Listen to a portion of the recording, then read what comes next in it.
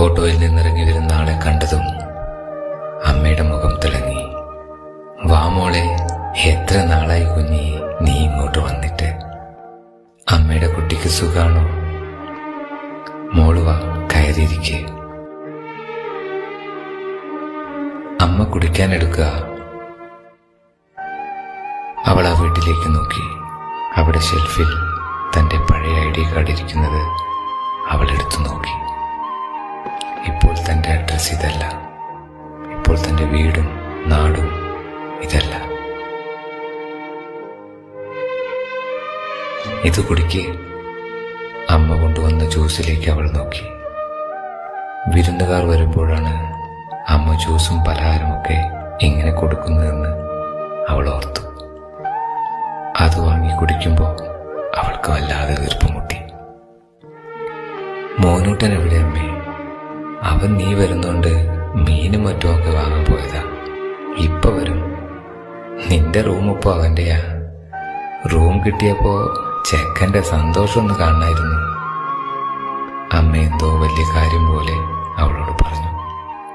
അവളെല്ലാം ഒരു ചിരിയോടെ കേട്ടിരുന്നു. പണ്ടൊക്കെ താനും മോനൂട്ടനും കൂടെ ആയിരുന്നു വിരുന്നുകാർ വരുമ്പോൾ മീനും ഇറച്ചിയൊക്കെ വാങ്ങാൻ പോകുന്നത്. അന്നൊക്കെ താൻ ഈ വീട്ടിലെ കുട്ടിയായിരുന്നു. പക്ഷെ ഇപ്പോൾ താനാണ് ഈ വീട്ടിൽ വന്ന അതിഥി. അല്ല കുഞ്ഞി, നീ എന്നാ പെട്ടെന്നിങ്ങ് പോന്നേ? അവിടെ വല്ല പ്രശ്നം ഉണ്ടാക്കിയോ നീ? നോക്ക്, ഇവിടത്തെ പോലെ അല്ല അവിടെ കേട്ടോ. അമ്മ പറഞ്ഞതും താൻ എന്തിനാ ഇങ്ങോട്ട് വന്നേന്ന് അവൾ ഓർത്തു. ഭർത്തൃ വീട്ടിൽ താനാകെ ഒറ്റപ്പെട്ടു പോയോണ്ടാണ് ഇങ്ങോട്ട് വന്നേ. എന്നും തനിക്ക് അവിടെ കുറ്റവും കുറവുകളുമാണ്. എന്തേലും ചോദിച്ചാലോ പറഞ്ഞാലോ ഇങ്ങനെ കിടന്ന് തിളയ്ക്കാൻ ഇത് നിന്റെ വീടാണോ എന്ന ചോദ്യവും.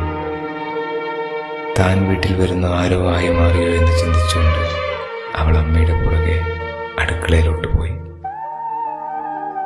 ഞാൻ സഹായിക്കാം അമ്മേ. അവൾ അതും പറഞ്ഞ് കത്തിയെടുത്തതും അമ്മ വേഗം വന്ന് അത് വാങ്ങി. ഒന്ന് പോയേ കുഞ്ഞി, നീ അവിടെ ഹാളിലെന്താനും പോയിരിക്കേ.